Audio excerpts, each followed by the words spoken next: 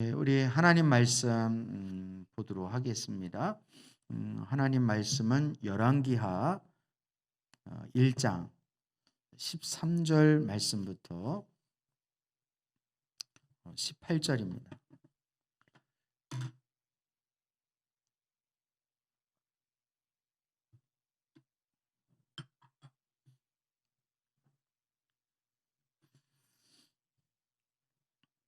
열왕기하 1장 13절, 우리 18절까지 교독을 하겠습니다. 제가 먼저 13절, 1장 13절을 선독합니다.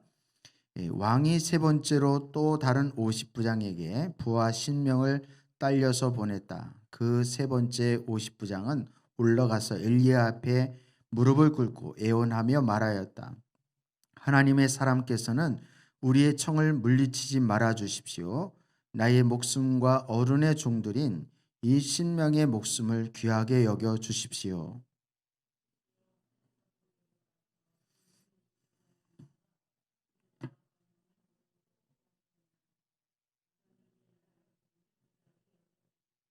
그때에 주님의 천사가 엘리야에게 말하였다. 그와 함께 내려가거라. 그 사람을 두려워하지 말아라. 그리하여 엘리야가 일어나서 그와 함께 왕에게 내려갔다.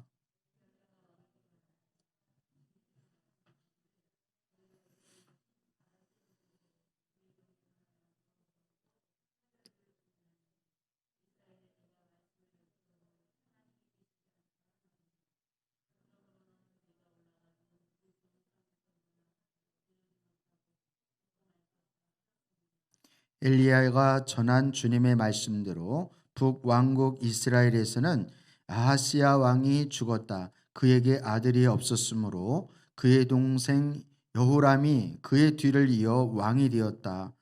때는 남왕국 유다에서 여호사밧의 아들 여호람이 즉위하여 다스린 지 2년이 되던 해였다. 아하스야가 한 나머지 일들은 이스라엘 왕 역대 지략에 기록되어 있다. 아멘.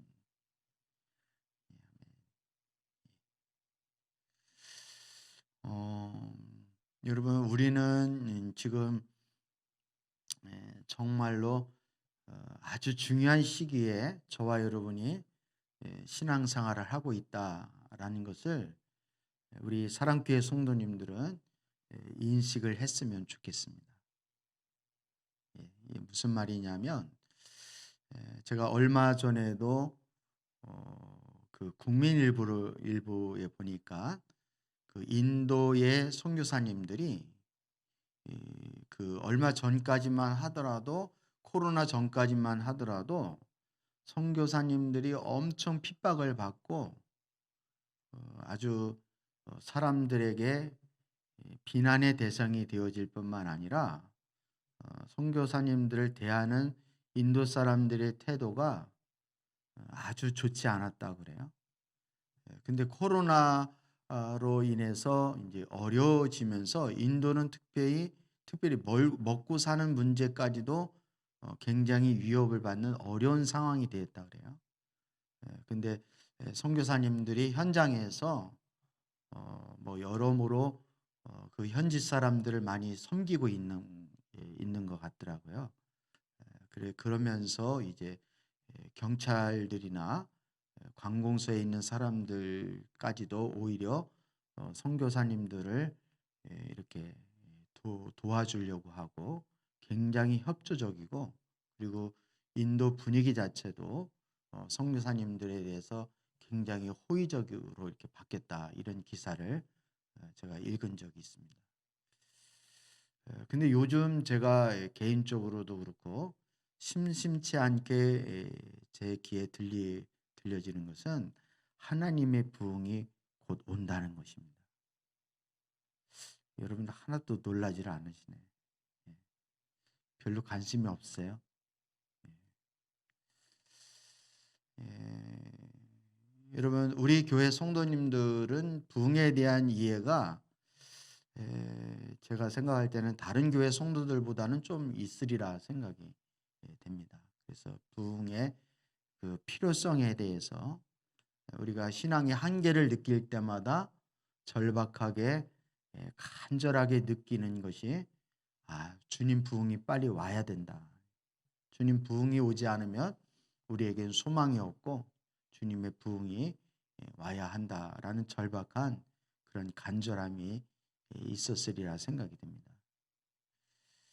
근데 제 주위를 이렇게 보면은 목사님들조차도 부흥에 대한 열망과 이해가 없으신 분들이 의외로 많이 있더라고요.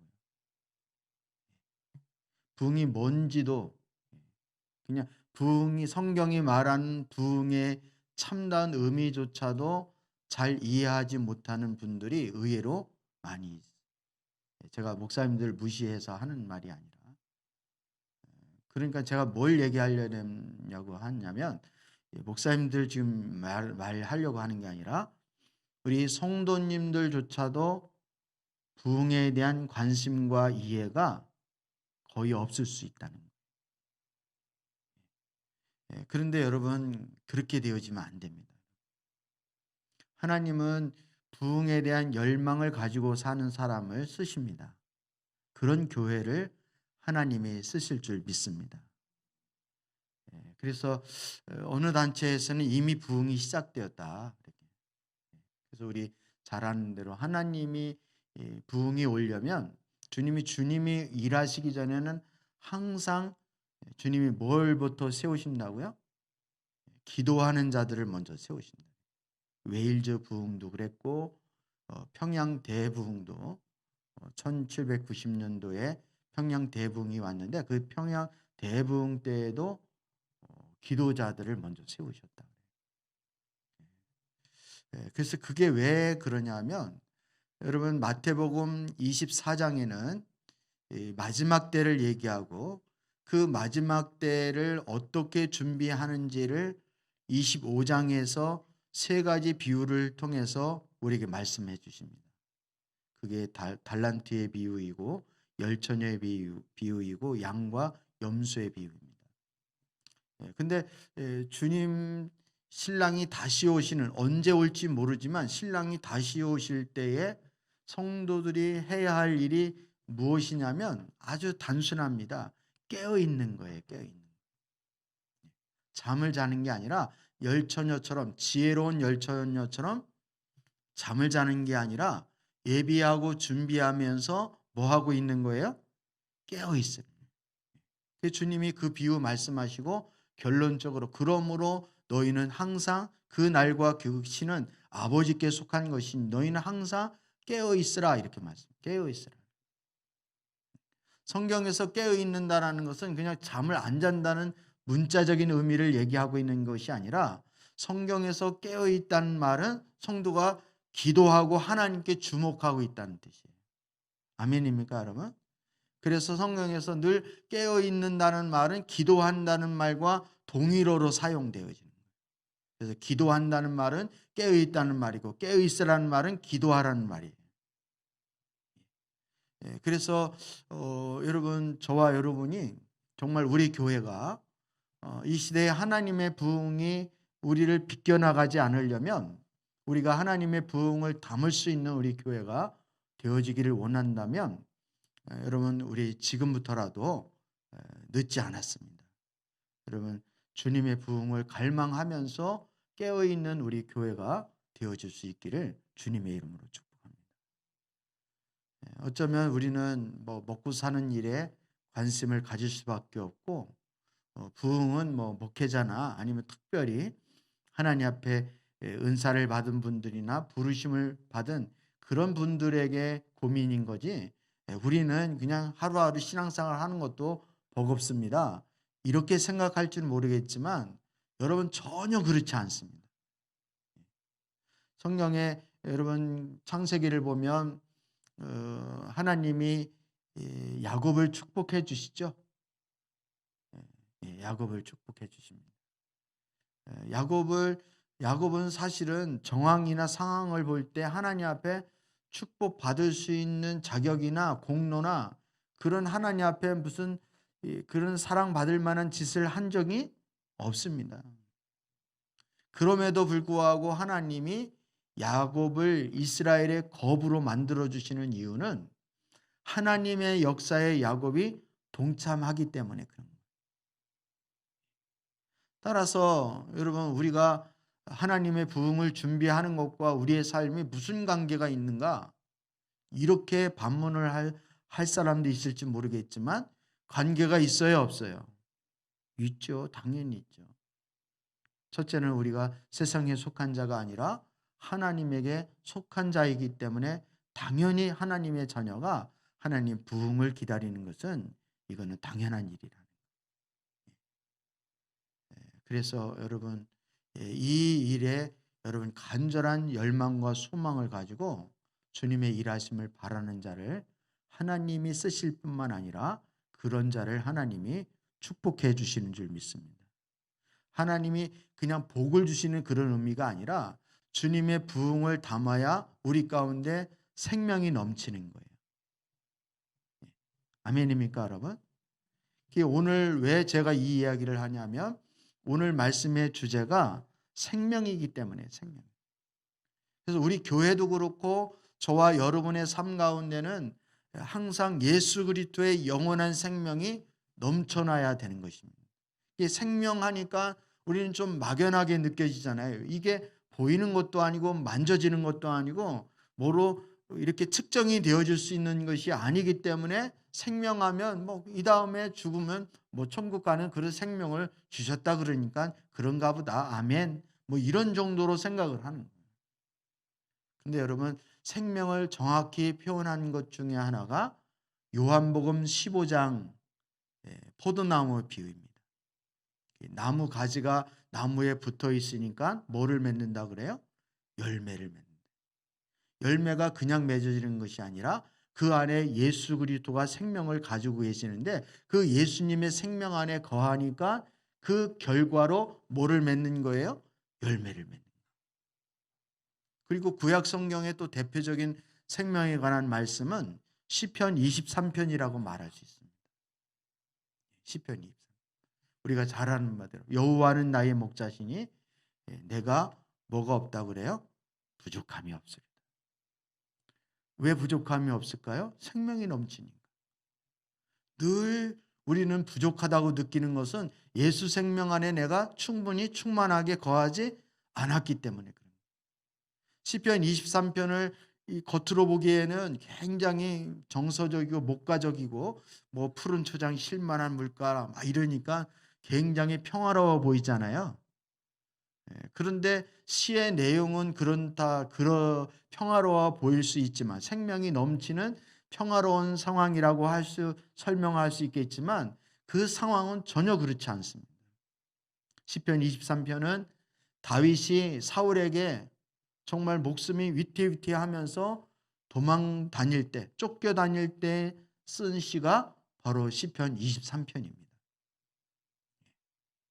그런데도 상황과 상관없이 쫓기는 상황과 상관없이 다윗이 누구 안에 거하게 되니까요. 하나님의 생명 가운데 거하게 되니까 다윗은 하나도 두려움이 없는 거예요. 그리고 부족함이 없는 거예요. 아멘입니까? 심지어는 사망의 음침한 골짜기를 다닐지라도 하나님이 함께 해주시고 주의 지팡이가 안위해 주신다는 그 믿음 때문에 오히려 안위함을 얻게 되고 거기에 안식을 누리게 되고 거기에 자유함을 누리게 돼요. 이게 생명입니다. 좀 이해가 되시나요? 생명에 대한 생명. 여러분, 우리가 여전히 불안하고 여전히 우울하고 여전히 삶이 버겁고 외롭고 힘들고 곤고하고 메마르고 이거 다 뭐가 없기 때문에 그런 거예요? 주님의 생명으로부터 멀어졌기 때문에.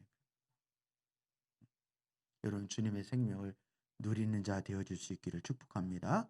생명은 오직 누구에게만 있기 때문에 예수 그리스도에게만 있기 때문에 그 예수 그리스도가 나의 목자로 여기고 그 생명 대신 예수님을 따라가면 여러분 분명히 그 생명의 생수를 마실 것이고 그 생명을 누리게 될 것이고 그 생명을 경험하게 되어질 줄 믿습니다.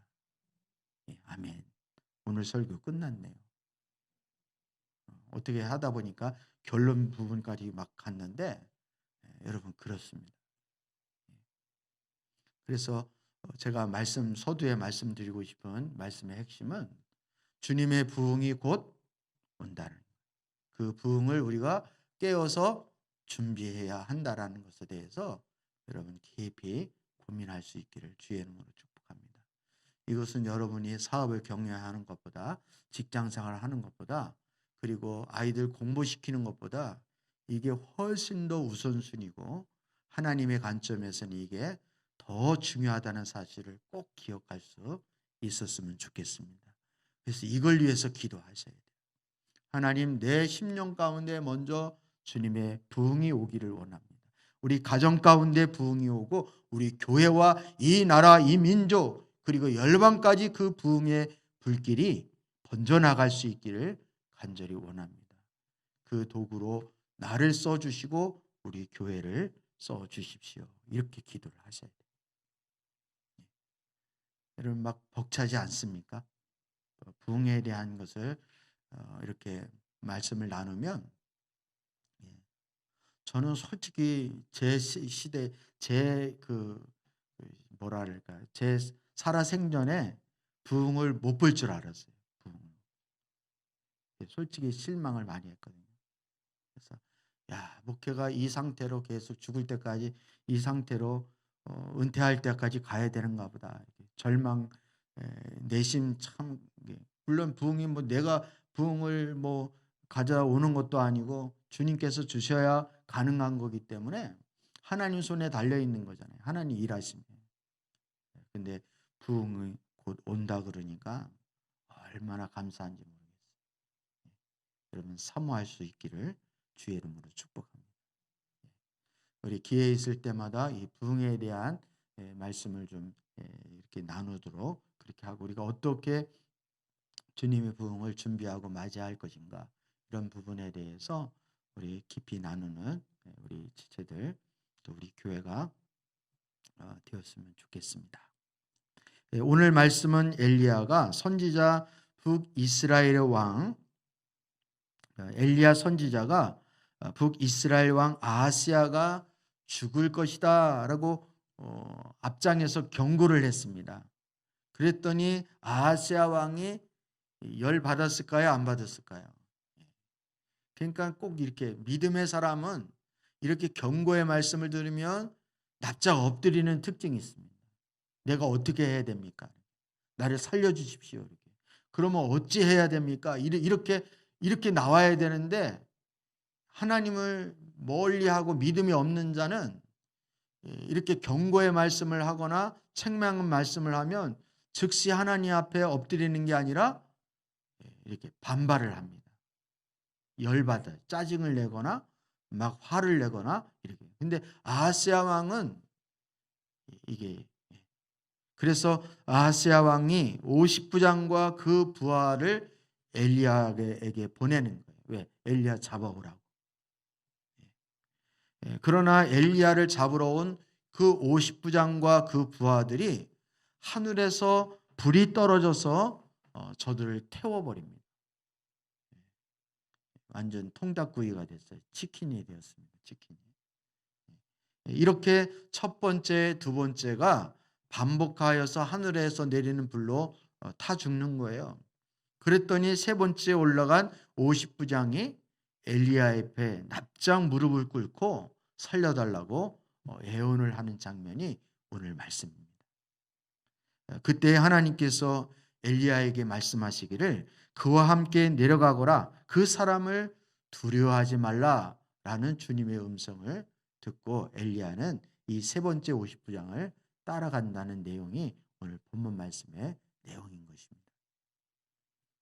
여러분 이 아하스야가 보낸 이 50부장과 그의 부하들은 그야말로 왕궁을 지키고 왕을 호위하는 그 당시에 최고의 정예부대라고 말할 수 있습니다. 오늘날도 마찬가지지만 여러분 대통령 경호하는 것을 아무나 시키지 않잖아요. 다 훈련도 정기적으로 계속 꾸준히 할 뿐만 아니라 테스트를 하고 또 그 사람이 어떤 운동을 했는지, 어떤 경력을 가지고 있는지 이런 거 다 해서 대통령 경호를 하는 거잖아요. 근데 이 당시에도 마찬가지예요. 이 당시에도. 뭐 지금하고는 뭐 방법이 좀 다를 수는 있지만 이게 아주 훈련이 잘 돼 있고 특별하게 뽑은 그런 군대가 왕을 호위하는 그런 군대라고 말할 수 있습니다. 이 세 번째 50부장과 그 부하는 엘리야에게 갔습니다. 그랬더니 이 눈치가 빠른 이 50부장이 첫 번째와 두 번째가 그 부하들이 하늘에서 내려오는 불로 인해서 모두 타 죽었다는 사실을 알았을까요? 몰랐을까요? 알았죠. 이렇게 했던 엘리야에 대해서 저들은 분노하고 어떻게든 엘리야를 죽여야 되겠다, 사로잡아 가야 되겠다 이렇게 한 것이 아니라 오히려 이 세 번째 50부장은 엘리야에게 가서 무릎을 꿇고 살려달라고 애원을 하는 것입니다. 여러분, 장수가 죽음을 두려워하면 그게 진정한 장수라고 말할 수가 없잖아요. 죽을 때 죽더라도 어, 우리 흔히 하는 말이 뭐 끽소리라도 내면서 죽어야 되는 거 아니에요? 근데 장수가 죽을 때 죽더라도 비굴하지 말고 담대하게 죽어야 그래야 장수인데 지금 비굴하게 무릎을 꿇고 살려달라고 그러는 거예요. 이렇게 엎드려서 생명을 구한다면 이 세 번째 50부장을 어떻게 진정한 장수라고 말할 수 있겠느냐는 거죠. 여러분 하나님이 태초에 우리를 창조하실 때 사람을 창조하실 때 사람은 영원히 사는 존재로 창조하셨을까요? 아니면 죽음의 종로로 타도록 한계가 있는 생명의 존재로 창조하셨을까요? 영원히 사는 존재. 그래서 사람들은 죽음에 대한 인식을 잘 못하는 거예요. 지금조차. 심지어는 사랑하는 사람, 가까운 사람이 죽어나가도 그거를 뻔히 눈으로 봐도 그거에 대한 인식이 별로 없는 거예요. 마치 머리로는 알아. 근데 이 가슴에 느껴지는 게 나도 죽는구나. 이 머리까지는 아는데 여기 가슴까지는 안 오는 거예요. 여러분 그런데 이 가슴까지 내려오는 게 중요할까요? 안 중요할까요? 중요해요. 여러분 찬양을 불러도 이 입으로 머리 안에서만 찬양을 부르는 분이 있는가 하면 찬양을 이 영혼으로 가슴으로 부르는 분이 있어요. 우리 찬양단들은 다 그렇게 찬양을 해야 돼요. 그래야 은혜를 받습니다. 여러분 열린 음악회 아니면 뭐 불후의 명곡 나는 가수다 이런 인류 가수 우리 지난주인가 가왕 테스 형 불렀던 나훈아 이 사람들이 열광하는 게 이 입으로만 그냥 이렇게 부르면 아무 감동을 안 주는 거예요. 그런데 가슴에서 울려나오는 감정이 섞인 그런 노래를 부르니까 그걸 들으면서 은혜를 받는 거예요. 우리식으로 말하면 세상 노래를 불러도 은혜를 받는 거예요. 근데 우리는 세상 노래가 아니라 하나님 앞에 영광을 돌리는 은혜로운 하나님 앞에 경배와 찬양을 하면서도 감동을 못 주는 거예요. 왜? 가슴으로 안 부르니까. 입으로 부르니까. 기도도 마찬가지입니다, 여러분. 기도도 애끓는 마음으로 마음에서 깊은 영혼에서 심령에서 우러나오는 기도를 하는 사람이 있는가 하면 입으로만 맹맹맹 이렇게 하는 사람이에요. 그래서 기도하다 감정이 섞이면 우리가 큰 소리로 할 수도 있는 것이고 기도하다 눈물도 흐를 수 있는 것이고 우리가 하나님 앞에 부르짖을 수도 있는 거예요. 그렇게 기도를 해야지 내가 나 자신도 은혜가 되어지는 거예요. 여러분 설교 말씀도 여러분 처음 제가 이렇게 할 때 여러분 힘드셨죠? 설교 듣는 거. 목사님 왜 설교를 안 하시고 읽으셔? 뭐 이렇게. 제가 그냥 감정이 안 들어가고 읽기만 하면 아무 은혜가 안 되어지는 거예요. 목사님 차라리 그러려면 프린터를 해가지고 우리를 아예 나눠주세요. 이렇게 말하고 싶을 정도로 그렇게 되어지는 거예요. 여러분 설교도 찬양도 기도도 우리의 입으로만 소리로만 하는 것이 아니라 여기에 감정이 섞여야 돼요. 그래야 먼저 내가 은혜가 되어지고 그걸 듣는 사람도 영향을 받게 되고 거기에 은혜가 되어지는 거예요. 아멘입니까, 여러분? 지금 제가 이 방법론 얘기하려고 그런 게 아니에요. 3첩으로 좀 빠졌는데, 하나님이 우리를 창조하실 때에, 인간을 창조하실 때 영원히 살도록 창조하셨는데, 사람은 하나님을 떠나 주님의 생명 가운데서 떠나게 되어지니까 그 죄로 인하여 그 벌로 우리에게는 뭐가 찾아왔습니까? 죽음이라는 게 찾아왔어요. 그래서 사람들은 죄를 범하면서부터 우리 사람이 제일 두려워하는 것이 뭐냐면 죽음이라는 것입니다. 그래서 우리 인생은 사는 날 동안에는 영원히 죽음의 종로로 탈 수밖에 없는 그런 존재로 태어났어요. 그래서 아이들도 뭐 하다가 안 되면은 자기도 모르게 본능적으로 뭐해, 너 죽어, 이렇게 겁박을 하잖아요. 아이들도. 이게 누가 가르쳐 준 것도 아닌데 이게 본능적으로 나오는 거예요. 그만큼 우리는 죽음에 대한 두려움을 갖고 있다는 증거입니다. 증거. 여러분 가만히 생각해 보세요. 우리가 온갖 스트레스를 받고 심지어는 잠을 못 이루고 수면제를 먹고 안정제를 먹고 아니면 우리가 스트레스를 많이 받는 것 중에 하나가 뭐냐면 왜 스트레스를 받는지 아세요? 살려고 그러는 거예요. 살려고. 직설적으로 말하면 살려고 그러는 거고 우리가 그 살려고 하는데 두렵고 힘드니까 그래서 스트레스를 많이 받으니까 에너지가 소비되어지고 에너지가 다 방전이 되어지니까 아무것도 할 수 있는 능력이 안 생기는 거예요. 다 자포자기하고 의욕이 안 생기고 이렇게 힘들어지는 거예요. 이렇게 주의 생명을 잃어버리면 생명 가운데서 떠나서 죽음의 종로로 타는 자가 되어지면 인생은 일생 동안 죽음의 종로로 타면서 비참하게 사는 그런 존재가 돼요. 이거 극복하려고 약을 먹고 마약을 하고 알코올 중독에 빠지기도 하고 아니면 이렇게 성 집착에 빠지기도 하고 이렇게 뭔가에 이렇게 빠지는 거예요. 그거 극복하려고.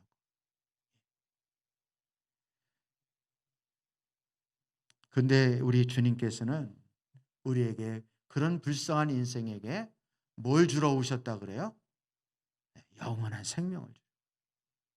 하나님이 세상을 이처럼 사랑하사 독생자를 주셨습니다.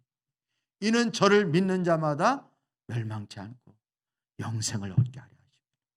영원한 생명을 얻게 하려 하십니다. 얼마나 놀랍습니까? 우리는 영원한 생명 말고요. 돈 주세요. 돈 주세요. 영원한 생명은 그건 잘 모르겠고요. 건강 주세요. 건강. 여러분 생명 안에 다 있습니다.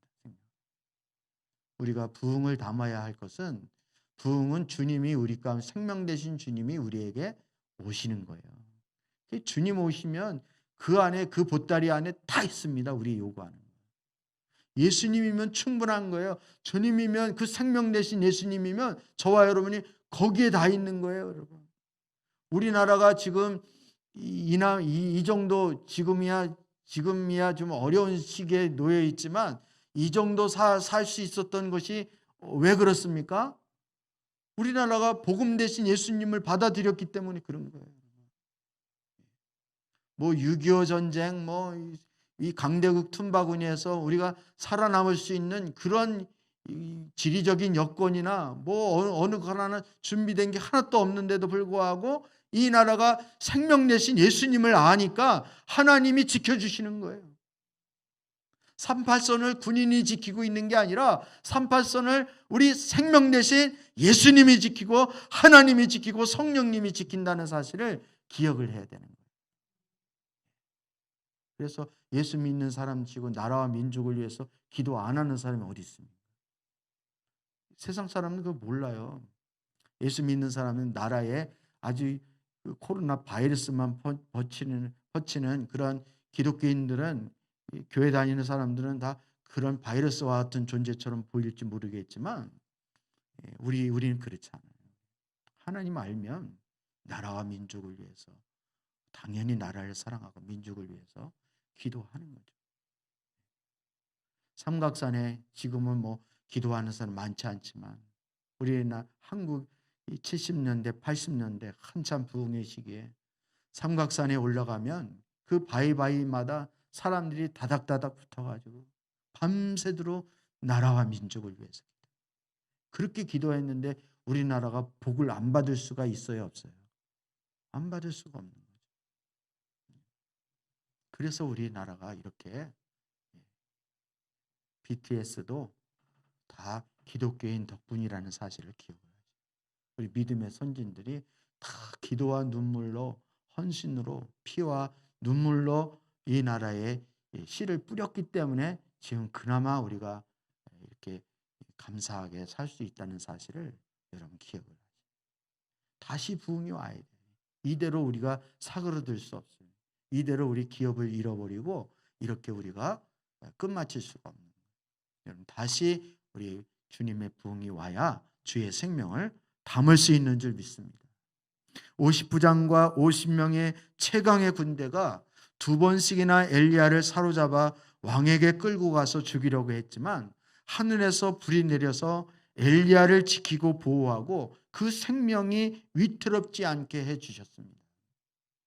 여기에 예수님이 예자도 안 보이지만, 여기서 여러분 예수님을 볼 수 있는 믿음의 눈이 열릴 수 있기를 축복합니다. 세 번째 50부장은 하늘에서 불이 임하는 것을 통해서 엘리야에게 있는 신적 권위와 능력을 체험한 거예요. 아, 엘리야가 그냥 보통 선지자가 아니구나. 그냥 평범한 사람이 아니구나. 엘리야에게는 신적 권위가 있는 그런 놀라운 사람이구나 라는 것을 깨달은 거예요. 그래서 50부장은 자신과 자신의 부하의 생명이 자기 자신에게 달려있는 것이 아니라, 그리고 왕인 아하스야 왕에게 달려있는 것이 아니라 바로 자기 눈앞에 있는 이 엘리야에게 달려있음을 알고 지금 무릎을 꿇고 살려달라고 애원을 하는 것입니다.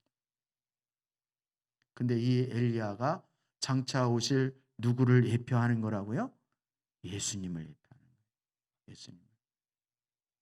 이 본문은 앞으로 오실 메시아 되시는 예수님이 어떤 군대들의 창과 창으로도 예수님을 절대로 잡을 수 없다는 사실을 우리에게 확실하게 보여주는 예표적인 사건이라는 거예요. 여러분이 우리 교회 안 다녔으면 이 열왕기하 말씀의 엘리야의 사건이 장차 오실 예수님의 예표라는 것을 누가 어떻게 알았겠습니까? 엘리야의 얘기는 엘리야 얘기고 예수님 얘기는 예수님 얘기로 들었겠죠. 그렇게 알고 있었겠죠. 모세 이야기는 모세 이야기인 거고, 그리고 예수님의 사건은 예수님의 사건이, 이렇게 생각을 했겠지. 이 엘리야의 사건이 장차 오실 예수님의 예표라는 것을 어떻게 알겠습니까?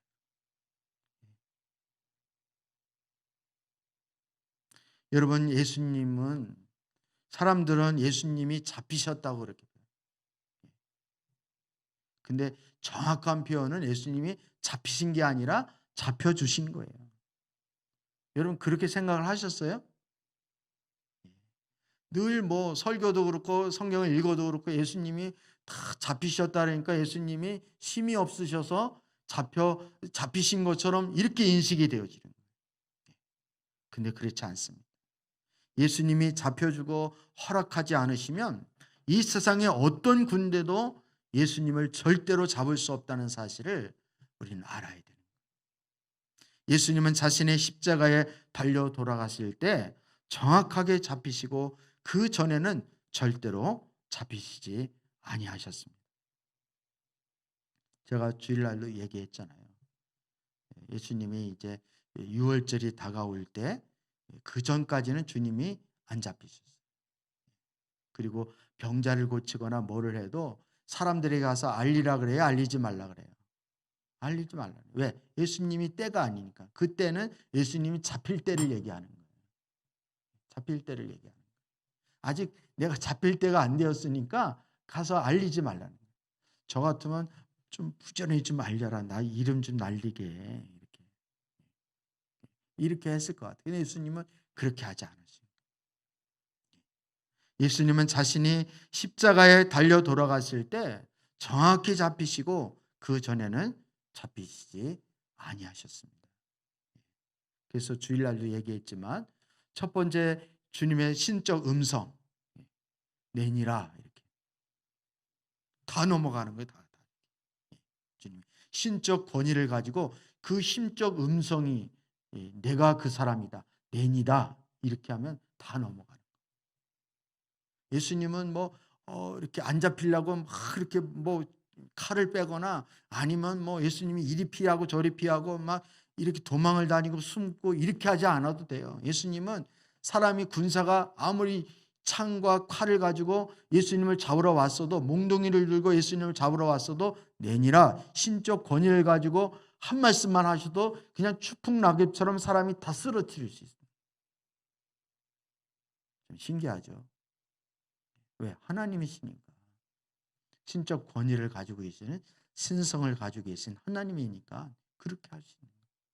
아니 피조물들을 그분이 만드셨는데 말씀 한 말씀으로 그 피조물을 만드신 하나님인데 그거 쓰러뜨리는 거야. 그게 일이겠어요? 이제 주님이 두 번째 인간적인 음성으로 내니라. 내가 그 사람이다. 그러니까 저들이 예수님을 잡을 수 있는 거예요. 근데 예수님이 잡히신 게 아니라 잡혀주신 거예요.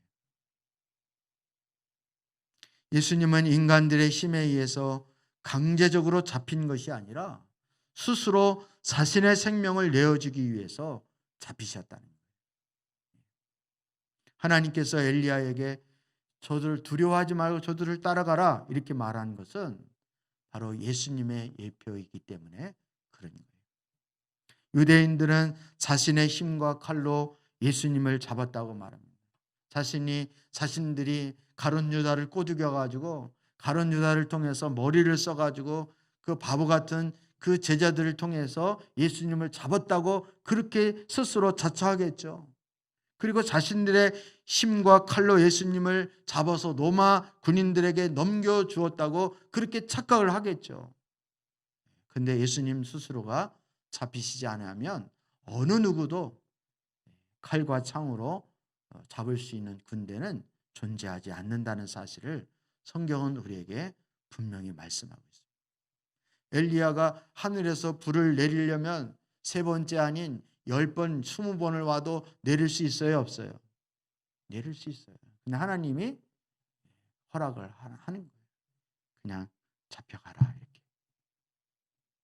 예수님은 이 땅에서 수많은 위험과 죽음 속에서 사역을 하셨습니다. 유대 종교 지도자들이 예수님을 죽이려고 시도를 했지만 예수님은 자신의 사역을 마치기 전에는 절대로 인간의 손에 잡히시지 않았습니다.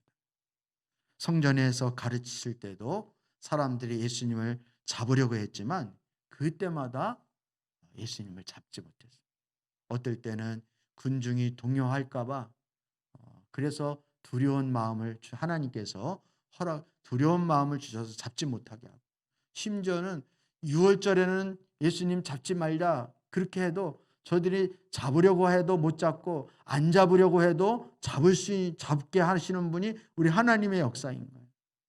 6월절에는 하지 말자 명절에는 피하자 이렇게 했는데 하나님은 6월절에 해야 되는 거예요. 하나님의 시각은 하나님의 그 카이로스 하나님의 때는 그 6월절에 해야 구약의 예언의 말씀이 정확하게 성취되어질 수 있기 때문에 하나님의 시각에는 6월절을 해야 되는 거예요. 하나님이 그렇게 하기로 작정하시면 그렇게 되어지는 거예요. 여러분 우리도 이 땅에 왔다가 사라지는 것 저와 여러분이 예수를 믿고 그리고 많은 교회 중에 사랑교회라는 이 공동체 안에서 같이 신앙생활을 하는 것은 우리 한번 옆에 분에게 그렇게 한번 고백해 보시기 바랍니다. 우리의 만남은 우연이 아니야. 하나님의 섭리시죠. 예. 우리가 하나님을 잘 모르니까 그게 섭리인지 아닌지 우연인지 이걸 잘 모르요. 어떤 분들은 예수 믿는다고 하면서도 뭐가 잘 되면 내가 재수가 좋아서 그렇더라고요. 아, 집사님이 무슨 재수 얘기를 하냐고. 여러분, 우리가 잘 되면 재수가 좋아서 잘 된 게 아니라 하나님이 함께 하시기 때문에 잘 된 것입니다. 아멘입니까, 여러분? 아니, 믿음의 사람 믿음의 말을 해야지. 교회는 다닌다고 믿는다고는 하는데 실제로는 말하는 거나 생각하는 거나 행동하는 게 믿음으로 안 하면 그게 어떻게 믿음의 사람이라고 말할 수 있겠느냐. 여러분, 예수님은 십자가 사건을 앞두고 유월절이 되어서야 스스로 잡히셨습니다. 예수님의 생명은 인간의 손 안에 있는 것이 아니라 예수님 자신의 손에 있습니다. 예수님은 자신의 생명을 완악한 인간들에게 내어주시기 위해서, 대속물이 되시기 위해서 스스로 자신이 자원해서 잡히신 것입니다. 이게 주님의 사랑입니다. 이게 사랑. 사람들은 예수님이 힘이 없어서 그렇다 그러고, 사람들은 예수님이 죄가 많아서 그렇다 그러고, 사람들은 예수님이 나약해서 그렇다 그러고, 벌을 받아서 그렇다 그러고, 하나님께 버림을 받았기 때문에 예수님이 십자가에 지시는 거라고 사람들은 그렇게 착각을 합니다. 근데 주님의 사랑은 바로 자신은 죄가 없으시지만 남을 살리기 위해서 자신의 생명을 내어주신 그러한 주님의 십자가의 사랑인 것입니다. 그래서 사람들은 모든 자기식으로 생각을 하는, 사람 수준으로 생각하는 거예요. 이 세상에 있는 사람들 치고 자기 생명부터 챙기지 자기 생명을 버리면서 남의 생명을 구원하는 사람이 도대체 어디 있겠습니까? 그러니까 십자가에 달린 예수님에게도 이렇게 조롱을 하는 거예요. 저가 남은 구원할 수 있을 때 자기의 생명은 구원하지 못하는도다. 이거는 감탄해서 한 말이 아니라 예수님을 조롱해서 하는 말이에요. 근데 그 조롱의 말이 그게 진실이고 그게 진리인 거예요. 그게 사랑인 거예요. 예수님은 안 돌아가셔도 되는데, 십자가에 안 달려 돌아가셔도 자신의 생명을 내어주지 않아도 되는데 우리의 생명을 구원하시기 위해서 대신 자신의 생명을 내어주고 우리를 구원하신 거예요. 그래서 십자가의 사랑이 가장 큰 사랑이라고 말하는 이유가 여기에 있는 것입니다. 생명이란 사람의 손에 있지 않고 오직 생명의 주가 되시는 예수님에게 달려 있음을 우리가 깨달아야 하는 것입니다. 이 부분은 굉장히 중요한 거예요. 여러분, 생명이 내 것입니까? 아니에요. 생명이 내. 나에게 생명이 있다고 해가지고 그게 생명이 내 공로로 내 몸에 있다고 해서 그게 이 생명이 내 것입니까? 아니에요. 주님의 것이죠. 생명이 내 것이라고 착각을 하니까 그 생명 누가 지켜야 한다고 생각을 해요? 내가 지켜야 된다고 생각해요. 그 생명 내가 능력도 없고 힘도 없는 내가 지키려고 하니까 얼마나 스트레스를 받고 얼마나 인생이 고달프고 힘듭니까? 그러니까 약의 힘을 받아야 되는 것이고, 그러니까 늘 불안하고 초조하고 두려운 것이 끊이지 않는 거예요. 엘리야는 3번의 위기가 있었지만 하늘에서 불이 내려와서 엘리야를 죽음에서 생명으로 지켜주셨습니다. 오히려 칼과 창을 갖고 있는 군대들이 칼과 창이 없는 엘리야에게 자신의 생명을 살려달라고 애원하는, 정말 상식적으로 이해가 안 되어지는 일이 벌어진 거예요. 왜 그러냐면 엘리야가 가지고 있는 신적 권위는 그 엘리야 자신의 것이 아니라 예수님이 가지고 계신 신적 권위가 바로 엘리야에게 임했기 때문에, 다시 말하면 엘리야는 누구와 함께 하기 때문에 그런 거예요? 생명 대신 예수님과 함께 하시기 때문에 이런 하늘에서 불을 내릴 수도 있는 거예요. 엘리야 자신이 능력이 있어서 하늘에서 불이 내리는 게 아니에요. 예수님의 능력이 엘리야에게 있기 때문에 그런 것입니다. 엘리야의 무기는 그래서 하늘에 있는 것이고 엘리야의 무기는 바로 불인 것이고 예수님이 바로 엘리야의 무기가 되시는 것입니다. 왕궁으로 엘리야를 끌고 와서 죽이려고 했지만 모든 계획들이 다 숲으로 돌아가게 하나님이 만드신 것입니다. 왕궁으로 이제 그래서 담대히 가라고 주님이 말씀하십니다.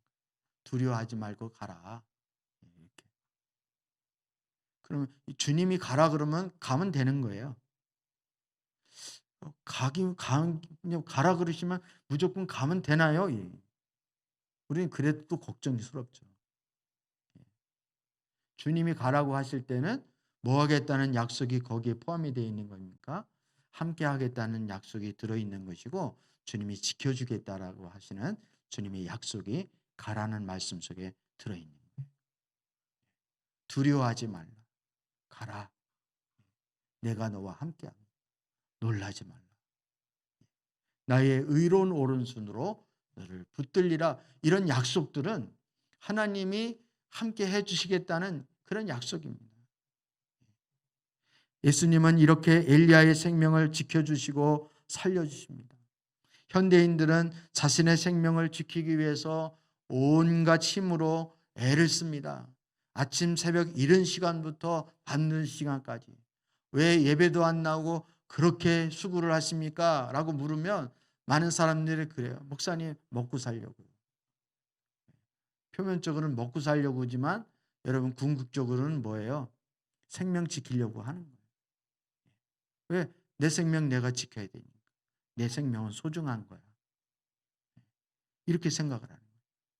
어떤 사람은 지식으로 지키려고 합니다. 어떤 사람은 돈으로 지키려고 합니다. 어떤 사람은 보험으로 내 생명을 지키려고 그러고 어떤 사람은 높은 자리에 올라가려고 애를 쓰는 거예요. 그러나 인간의 생명은 오직 하나님만, 예수님만 지켜주고 보호해 줄 수 있다는 사실을 여러분 믿음으로 신뢰할 수 있기를 축복합니다. 생명이 예수님의 생명이 있는 자에게는 예수님이 있는 자에게는 생명이 있고 예수님이 없는 자에게는 생명이 없는 거예요. 내가 생명의 떡이다. 내가 생명의 양식이다. 음료다.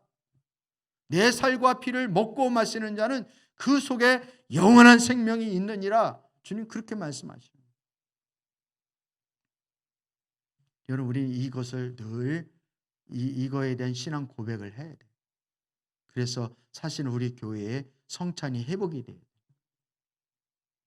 성찬을 떼면서 나는 예수 그리스도의 생명으로 사는 사람이지. 그래서 내 안에 예수 그리스도의 생명이 있는 자이지. 이걸 날마다 인식하며 주님 앞에 나가는 저와 여러분이 되어져야 하는 것입니다. 이제 자신의 힘으로 생명을 지키려고 노력하고 애원하는 것이 아니라 예수님께서 나와 자신의 생명을 지켜달라고 오히려 생명의 주 대신 주님 앞에 무릎을 꿇을 수 있는 그리고 예수님에게 살려달라고 애원할 수 있는 주님의 자녀들이 되기를 축복합니다. 예수님 앞에 나와서 살려달라고 애원하는 자를 우리 예수님은 예면한 적이 있다 없다? 없으십니다. 다윗의 자손 예수여 나를 불쌍히 여겨달라. 혈루증 앓는 여인이 예수님의 그 옷자락을 붙고 얼마나 간절히 주님 앞에 매달렸으면 예수님이 그거를 금방 하셔요. 누가 전능자의 발걸음을 멈추게 할 수 있어요? 누가 전능자의 눈길을 끌 수 있겠습니까? 돈 있는 자가 그렇습니까? 아니면 외모가 수려한 사람이 전능자의 눈길을 끌 수 있을까요?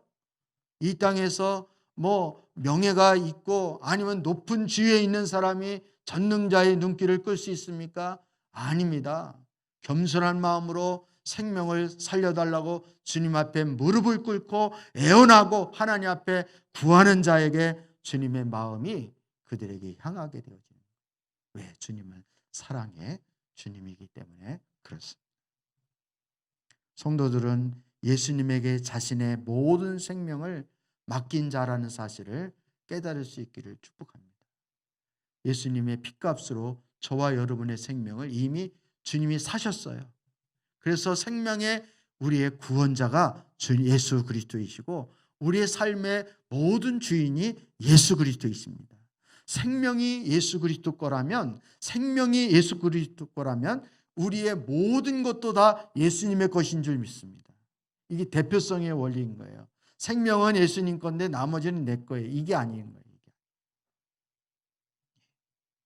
우리가 성도라 할지라도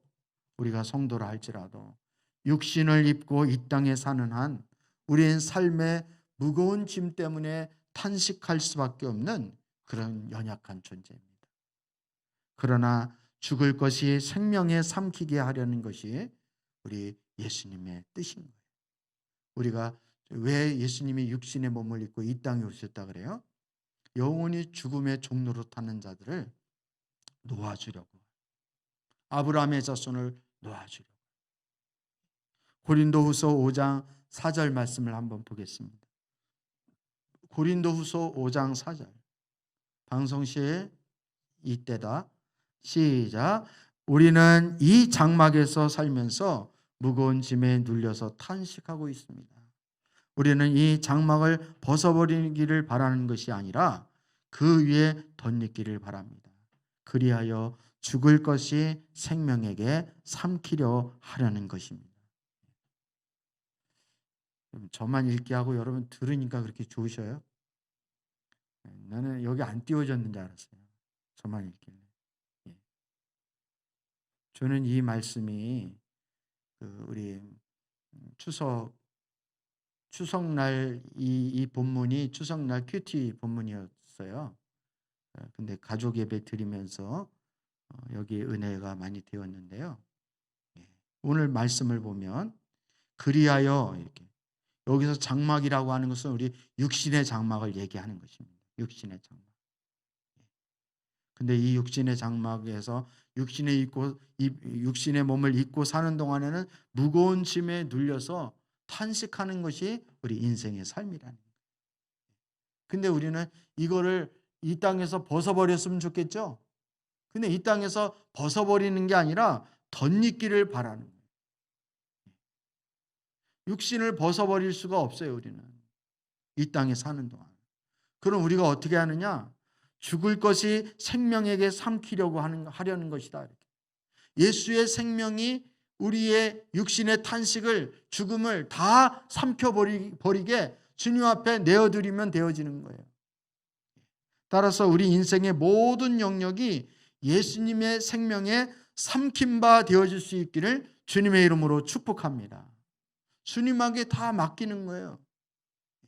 우리의 삶의 모든 영역을. 생명이든 물질이든 사업이든 자녀든 교육이든 모든 우리의 앞날의 비전과 소망까지도 다 주님 앞에 드립니다. 이렇게 주님의 생명 가운데 다 삼킨 바 되어질 수 있기를 원합니다. 하나님, 주님의 생명이 나의 삶의 모든 영역을 다 삼켜주십시오. 일부만이 아니라 모든 것을 다 삼켜주십시오. 그래서 그 생명이 삼켜진 바 되어진 사람은 주님 안에서 자유함을 얻게 되는 것입니다. 그리고 그때 비로소 주의 생명을 누리는 자가 되어지는 거예요. 여전히 내가 인생의 내 삶의 주인이 되어서 그 생명을 스스로 지키려고 하니까, 능력도 없으면서 그 생명을 지키려고 하니까 우리 인생이 고달픈 거예요. 아멘입니까, 여러분? 자식에 대한 것도 심지어는 우리 육신에 필요한 모든 필요도, 사업도, 물질도, 공부도 다 하나님의 생명이 다 삼킨 바 되어질 수 있기를 주님의 이름으로 축복합니다. 여러분, 그렇게 되어지려면 포도나무 가지가 포도나무에 붙어 있는 것처럼 예수 그리스도의 생명 안에 머물러 있는 자가 되어져야 할 줄 믿습니다.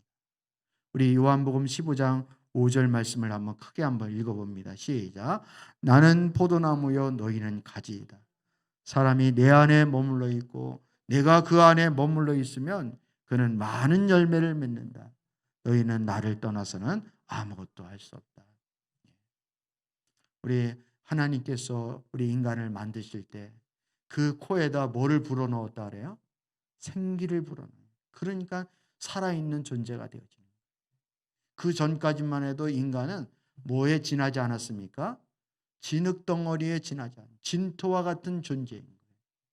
바로 저와 여러분이 하나님을 떠나서는 우리가 아무것도 할 수 없는 진토와 같은 그런 존재라는 사실을 깨달을 수 있기를 주의 이름으로 축복합니다. 저와 여러분에게 끊임없이 우리의 생명이 공급되어져야 하는 거예요.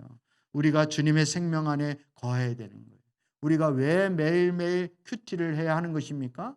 매일매일 왜 우리가 그렇게 번거롭게 큐티를 해야 되는 것입니까?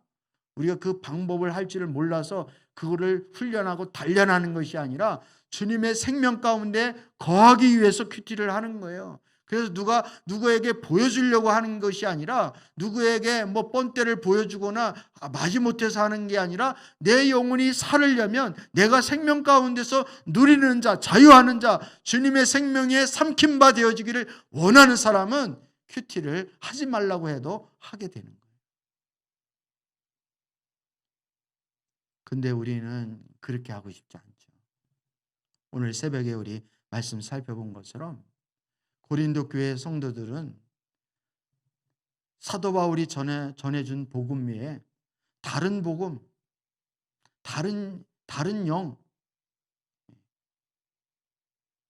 다른 예수 이걸 전하니까 자칭 슈퍼 사도라고 하는 거물급 사도라고 하는 사람들이 사도 바울이 전하는 복음이 아니라 다른 예수, 다른 영, 다른 복음을 전하니까 그거를 그냥 잘도 받아들이는 거예요.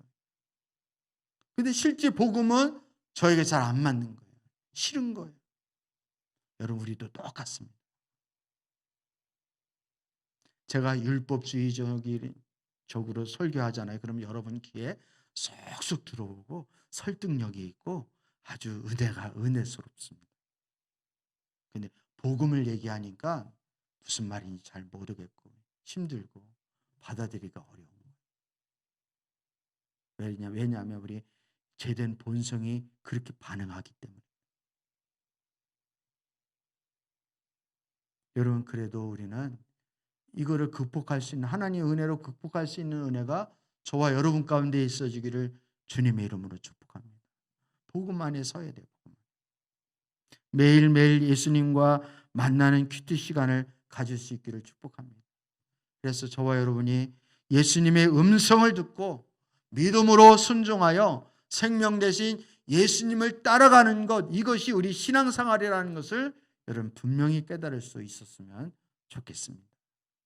그 안에 여러분의 모든 하나님의 자원과 은혜와 축복이 있다는 사실을 꼭 깨달았으면 좋겠습니다. 여호와는 나의 목자시니 내가 부족함이 없으리라.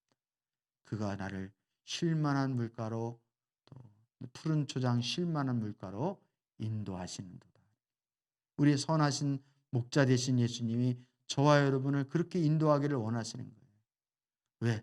주님이 생명 되시기 때문에 주님을 따라가면 주님 따라가는 것이 때로는 어렵게 느껴지고 주님 따라갈 때 여러 가지 위험과 그리고 온갖 불신의 상황들이 우리에게 놓여 있다 할지라도 여러분 끝까지 믿음으로 순종하여 주님 따라가게 되면 그 속에 생명의 풍성함을 누리는 역사가 있을 줄 믿습니다.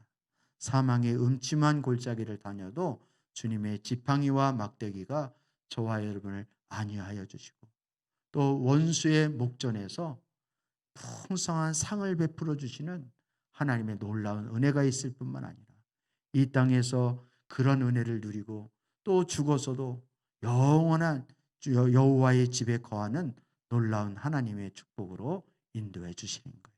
살아있을 때나 죽어있을 때나 항상 주님 따라가는 자는 하나님이 보호해 주시고 책임져 주십니다. 그런 은혜가 있어지기를 주의 이름으로 축복합니다.